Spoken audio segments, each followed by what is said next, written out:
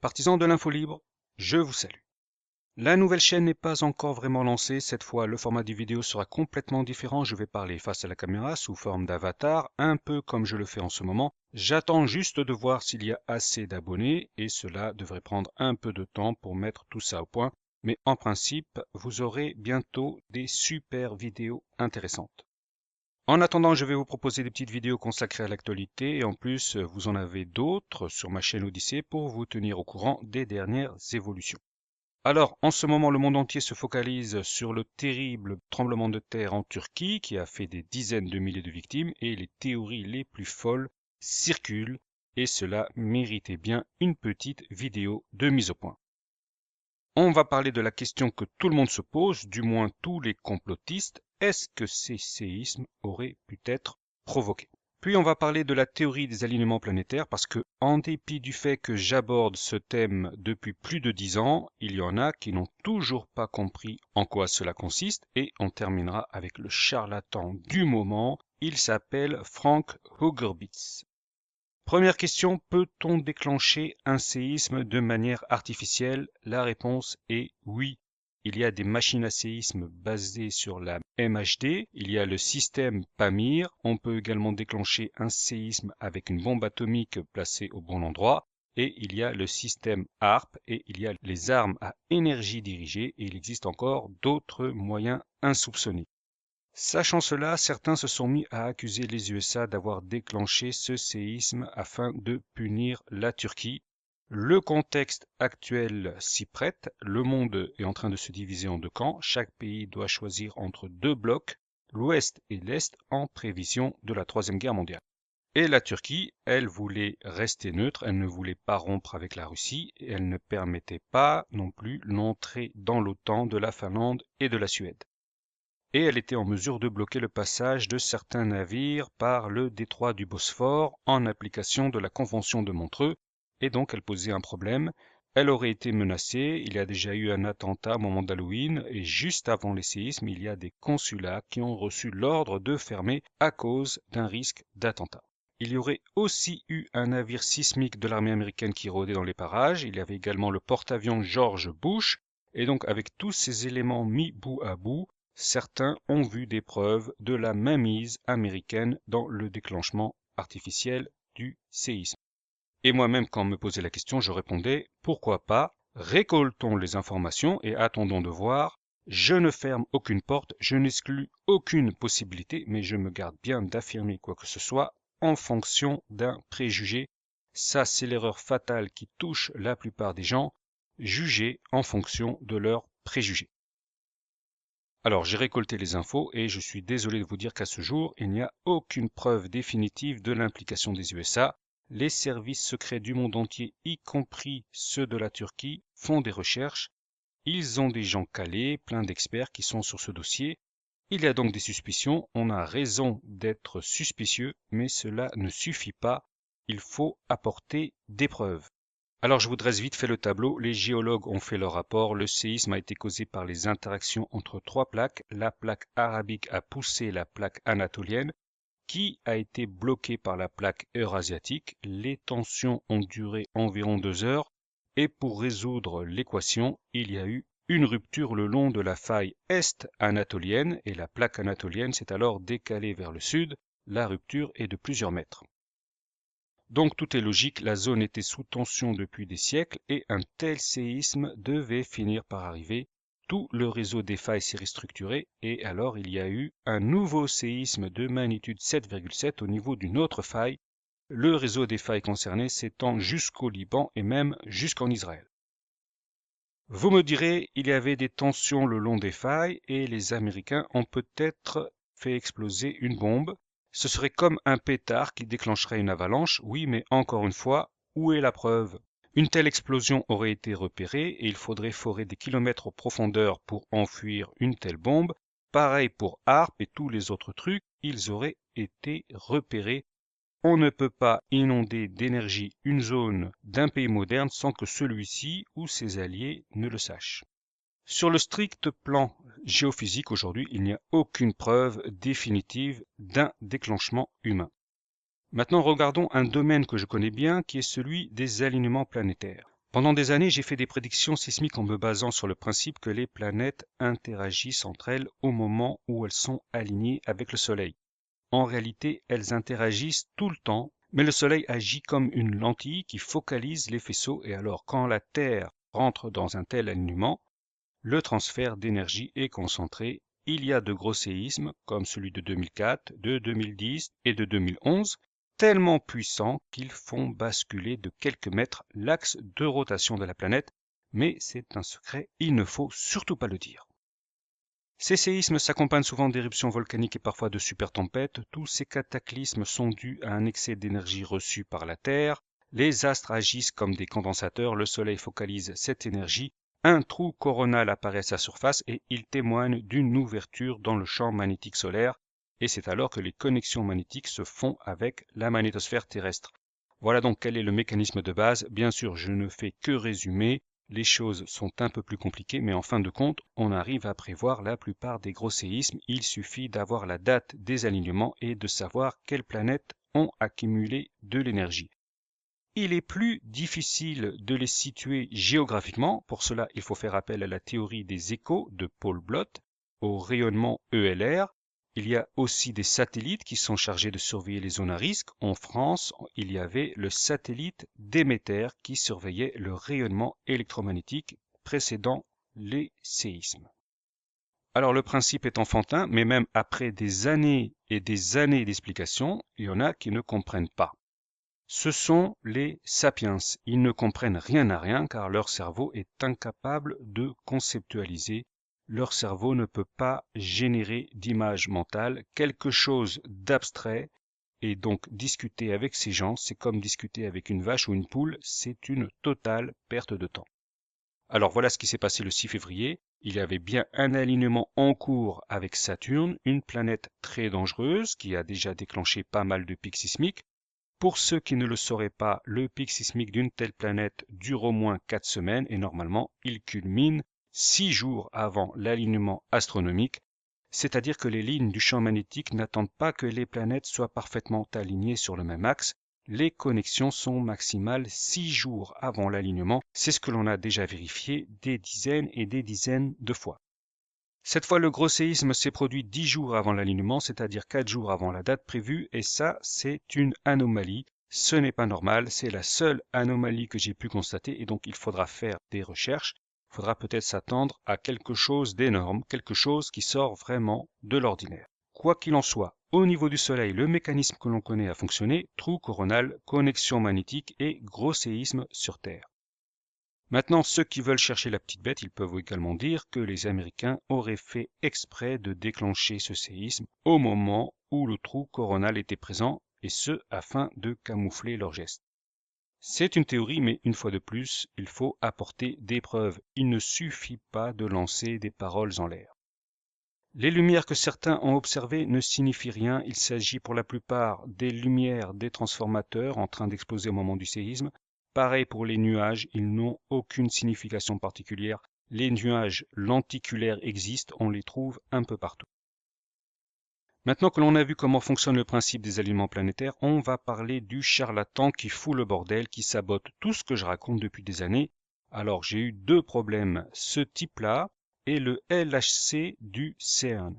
Oui, vous ne rêvez pas, pendant des années, le LHC entrait en activité au printemps, juste avant le pic sismique principal de l'année, celui de la planète X, et quand on regardait les relevés du LHC, on constatait qu'au moment précis du séisme, le faisceau était interrompu, il était déstabilisé et alors il coupait tout. Finalement, j'ai l'explication, je sais comment fonctionne cette machine, la plus grande jamais construite par l'homme, elle fait 27 km de circonférence, mais je n'ai pas trop le temps d'aborder ce sujet aujourd'hui. De toute façon, cela ne sert à rien. Dès que la vérité se fait jour sur quelque sujet que ce soit, on nous sort des théories conspirationnistes qui vont être aussitôt adoptées par des idiots. Concernant le LHC, la première théorie fumeuse, c'est qu'il allait créer un trou noir qui pouvait aspirer la Terre. Cette histoire, c'est pour ceux qui lisent les journaux. Mais pour les idiots de l'Internet, il y a une autre théorie qui circule, c'est celle du portail interdimensionnel.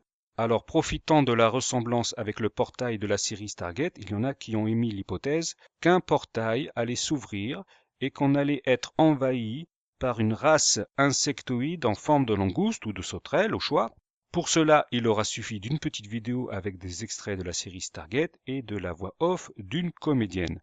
Et ça y est, la mode a été lancée et depuis, elle dure depuis des années. Et c'est pareil pour tout, si l'on parle de la planète X, on nous répond Nibiru et les Anunnaki reptiliens, et cela fait plus de 20 ans que cela dure. En réalité, le LHC servait à empêcher les connexions magnétiques entre la Terre et le Soleil, mais comme la science derrière tout cela est méconnue du grand public, et qu'elle est donc réservée à une petite élite scientifique, c'est la science en rapport avec les champs quantiques, ce n'est même pas la peine d'en parler, et même si on le faisait dans la sphère complotiste, le débat serait aussitôt saboté par ces histoires de langoustes démoniaques extradimensionnelles venues nous envahir et nous asservir. Le LHC a donc bien joué son rôle, les séismes ont été atténués et quelquefois il n'y a même rien eu, et alors c'est donc moi qui suis passé pour un idiot, et cela leur a donc coûté 600 milliards, juste pour me faire passer pour un idiot de temps à autre. Le LHC m'a causé des problèmes. En 2015, quand j'ai annoncé le séisme du Népal,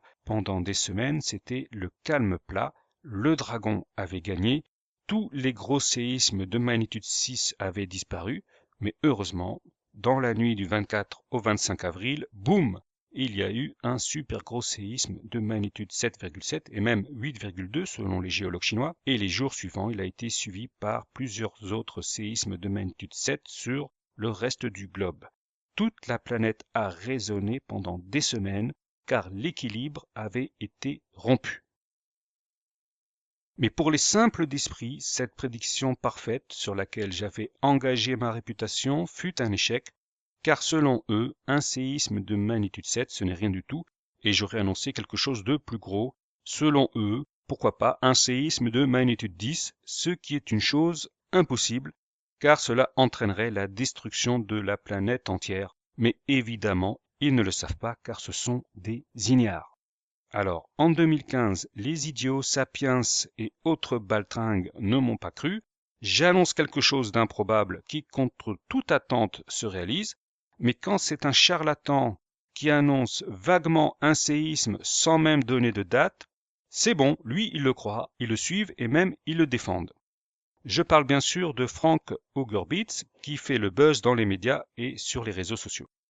Alors celui-là, depuis des années, je mets en garde contre lui, je dis faites gaffe, c'est un menteur, c'est un charlatan, regardez les alignements qu'il propose, il n'y a jamais le soleil, alors par quel moyen des planètes juste alignées entre elles pourraient déclencher des séismes sur Terre?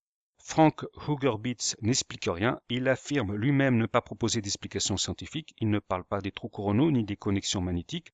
Des planètes sont juste alignées entre elles et cette forme, cette ligne ou cette croix suffirait à elle seule à déclencher des séismes sur Terre. Il pourrait sortir des biscuits Mikado et prétendre lire l'avenir dedans, ce serait pareil. Il pourrait aussi croquer dans du chocolat crunch et voilà tremblement de terre. Le chocolat crunch, c'est une référence que seuls les plus âgés peuvent comprendre. Mais il y a des gens qui trouvent que son explication est amplement suffisante, ils n'ont pas besoin d'en savoir plus, il y a un type qui parle, il y a des schémas, donc voilà, c'est bon. Et au niveau des prédictions, eh bien c'est très simple, il déclare que tôt ou tard, il y aura un séisme dans la région. C'est ce qu'il a fait avec le séisme en Turquie, il a déclaré que tôt ou tard, il y aurait un séisme là-bas. Mais s'il répète la même chose toutes les semaines, évidemment que tôt ou tard, il aura forcément raison. Moi aussi, je peux montrer la Terre entière et déclarer tôt ou tard, il y aura un séisme, et sachant qu'il y a 20 séismes de magnitude 7 et 100 de magnitude 6 chaque année, c'est très facile d'avoir raison, mais les idiots, les sapiens, qui sont dépourvus de tout jugement, eux, ils applaudissent. Et donc avec le cas du charlatan Frank Hugerbitz, on a une illustration parfaite du rôle que va jouer le grand charlatan, le faux messie, l'antéchrist. Il va attirer à lui tous les indésirables, il sera pour eux une force d'attraction irrésistible et pourtant il dira n'importe quoi. Donc, en guise de conclusion, ce double séisme nous a fourni l'occasion de faire le point sur certaines choses. On peut mettre de côté les théories conspirationnistes et les prédictions basées sur les alignements planétaires. Chacun est libre de croire ce qu'il veut, mais il y a une chose qu'en principe tout le monde est en mesure de comprendre, c'est que notre vie peut à n'importe quel moment basculer dans l'horreur. Ça, c'est la première leçon qu'il faut retenir. Les victimes de ces séismes, qui sont au nombre de 20 millions si l'on compte les survivants qui habitent la zone, ces victimes étaient tranquillement chez elles en train de dormir et en un clin d'œil, le monde autour d'eux s'est écroulé et cela littéralement. Il n'y avait aucun signe avant-coureur, tu dors à point fermé et les secousses commencent et tout s'écroule. Tu es dans ton lit et tu tombes et en plus tu te prends des tonnes de béton sur la tête. Ceux qui ont eu de la chance, ils ont juste eu quelques dégâts, les autres ont été enterrés dans les décombres de leurs immeubles et la plupart ont été condamnés à une mort lente et affreuse car les secours ne sont jamais venus pour eux. Ça, c'est la leçon qu'il fallait retenir, personne n'est jamais à l'abri. Mais dans le contexte qui est le nôtre, celui d'une fin de cycle où les cataclysmes ont été multipliés par 5 en quelques décennies, nous allons tôt ou tard connaître quelque chose de similaire et nous réveiller nous aussi dans un environnement en ruine. Qu'est-ce que cela implique? Aujourd'hui, les gens sacrifient leur vie pour acquérir un logement, une maison, un appartement. Il leur faut travailler 20 ou 30 ans et ça c'est donc le but de leur vie. C'est fait exprès. Le système réclame une soumission totale qui dure toute une vie, mais sachant que tout ce qui a été construit va être détruit, il ne restera pas une pierre sur une autre.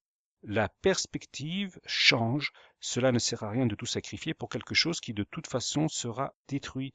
La société est déjà en train de s'écrouler. On est en train d'abolir tous les droits humains durement acquis, mais les bâtiments sont là. Le paysage est le même et donc l'illusion persiste. Cette illusion, c'est quoi? C'est celle de l'avenir radieux proposé par le système. Ce sont ces 30 ou 40 années dans lesquelles on se projette, dans lesquelles on s'imagine profitant de la vie et des jouissances de ce monde. Tout mon travail de ces dernières années a été de détruire cette illusion. Nous sommes bien à la fin d'un cycle humain, cela s'appelle la fin des temps, l'entrée dans un nouvel âge d'or et je n'ai cessé de répéter qu'il fallait se préparer mentalement, matériellement mais surtout spirituellement. Cela implique d'envisager un au-delà, une réalité suprasensible, envisager une vie après la vie et comprendre que notre destinée ne se limite pas à ce bas monde. Une fois que l'on a accepté cela, tout devient plus facile. Aujourd'hui, ce sont les Turcs qui sont touchés, mais demain, c'est la totalité du monde qui sera confrontée au désastre. Et donc, il faut se préparer à abandonner le mode de vie actuel. Il faudra s'éloigner des villes, mais aussi des côtes et des zones de guerre. Il nous reste encore un peu de temps pour réfléchir à tout cela, et cela nécessite forcément de faire une révolution intérieure. Et cela ne se fait pas en un claquement de doigts, cela prend des mois et des années. Toutes les vidéos que j'ai réalisées ces dernières années seront peu à peu remises en ligne. Elles vous serviront à gagner un peu de temps et à vous faire avancer sur ce chemin. Sur ce, je vous dis au revoir et à la prochaine.